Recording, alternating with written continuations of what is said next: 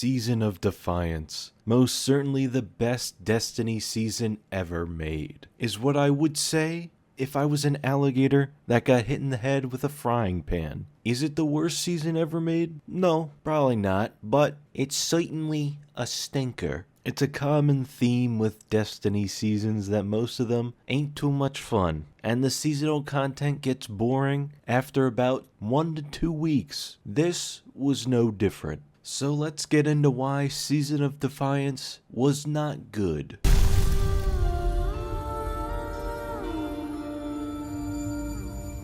Let's be honest, most Destiny seasonal stories are kinda poopy. They're either filler or just completely uninteresting. Defiance's story falls more on the side of uninteresting, which is a shame because that's a side of the Lightfall story I was interested in. I wanted to focus on Earth as the witness arrives, but most of what they did was boring. It's nice to have the seasonal story be connected to the main plot, but it feels mostly like this season's purpose was to kill Amanda Holiday. Instead of going nuts to butts all out kooky crazy with this season, they kept it pretty darn tame.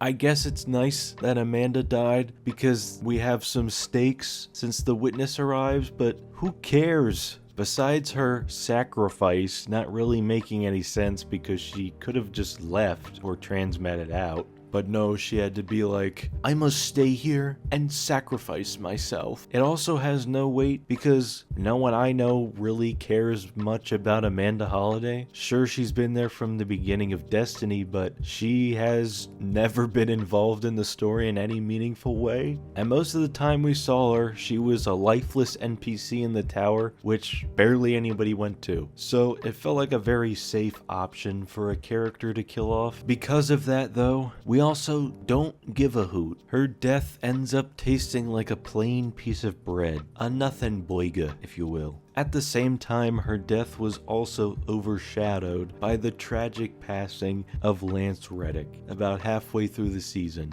Either way, I don't think it really would have changed it much, but I know I was way more focused on that than the death of an NPC that I really never thought about. The overall story of Defiance feels like it's stuck in the sewers of Raccoon City, covered in gump. There aren't any real stakes. The only thing that happens is Amanda dies, and at the end we blow up a ship, I guess. The witness shows up, possibly killing the traveler, and we just sit there like, damn, I guess he just did that. Oh well, I get cleaning up Earth and helping on that front, but I guess we just forgot about the witness. Out of sight, out of mind, I suppose. I mean, the only thing we do is blow up a big ship, like I said, and then we celebrate Guardian games. So much for that big fella who slices ships in half with a wave of his finger.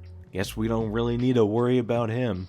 There were some good moments in the season's story, pretty few and far between. The cutscene of Crow getting chaperone shot by Amanda was silly, and the scene of Zavala's eulogy of Amanda was darn tootin' good as well, and made even more sad by the news of Lance Reddick. Although that part was good, what wasn't good was the seasonal activity. Is it just me, or is anybody else tired of Battlegrounds? They were kind of a neat idea at first, but now they just feel like Squidward when he went broke and SpongeBob had to take care of him. I feel like I need to give Battlegrounds some soup that says, get a job, because they won't leave me alone. Battlegrounds are essentially glorified strikes, except we know from this season, Battlegrounds don't work as Nightfalls. They're stale and uninteresting, especially after having them 2 seasons in a row. They may be more acceptable if there were more than, 3 throughout a season. Having the only new activity in about 3 months have 3 variants is a load of hookus. It's much better to have the 6-player and 3-player activities like they seem to swap back and forth to. Although that isn't a perfect system either, it helps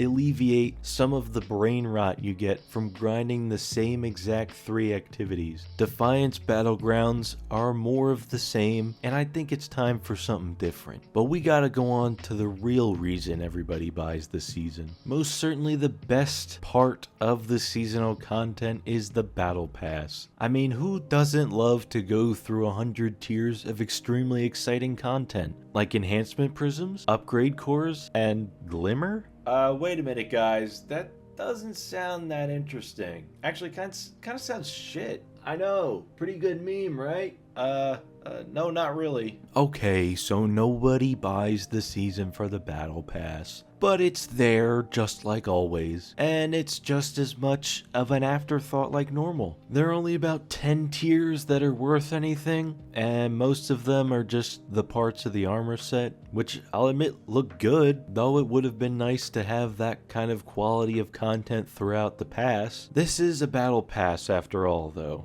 and we know battle passes usually only have like 2 tiers of stuff that are worth anything. This battle pass does give an exotic, just like the other ones. It's another gimmick weapon. It's a stasis bow where every time you kill an enemy, it adds an arrow to your hipfire, which drops a stasis rock. I don't know what you call them. It's unique, yeah. No one uses it for any real activities. Before writing this video, I forgot it existed. That being said though, it is better than an SMG that's only feature is that you can float for a few seconds. What's a bit better is the seasonal weapons. Most importantly, we got the seasonal weapons and armors. Like every other season, there's only one armor set, but it looks cool. The armor does have an intrinsic perk on it similar to the Dreaming City armor, and like I said, it looks cool. The weapons ain't too special, they ain't bad, but they ain't necessarily good.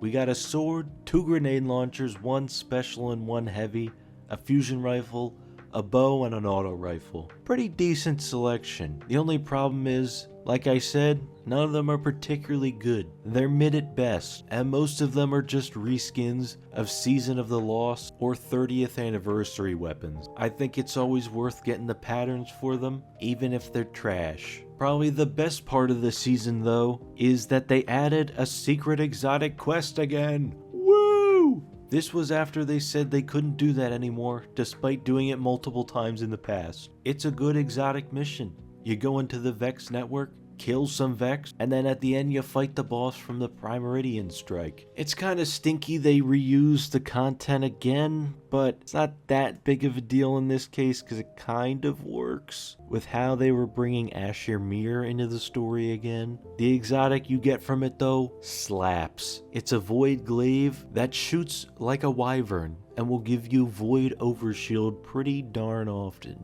It looks cool, it's good, and it's fun to play with, not to eat. That's really all you need in an exotic weapon.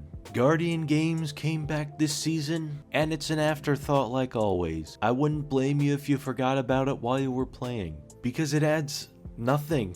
It adds nothing. A new class item, a new scout rifle, and an SMG that I think we already had from other Guardian games. The only good thing I can say about Guardian games is that the seal is not that bad to get. Unlike other event seals, this one's pretty easy to get, and I don't have to completely zombify myself to be able to get it. So that's something that's really nice. Also, the armor this year is gross. I'm not spending 6,000 bright dust on that shit. If Guardian games stopped happening, I wouldn't care. If they keep happening, I wouldn't care. It's a nothing event that adds nothing, but it also doesn't take away anything. So keep doing them or don't. I don't really care. The only thing I couldn't fit into other sections was the fact that they brought the farm back. Of course, I don't think they should have taken it out to begin with, even if no one used it. I do like seeing it again though. It's always nice when they update locations from older parts of the game and we get to see how it's changed over time. It's nostalgic and it's cool to see how it's changed. Not much other than that.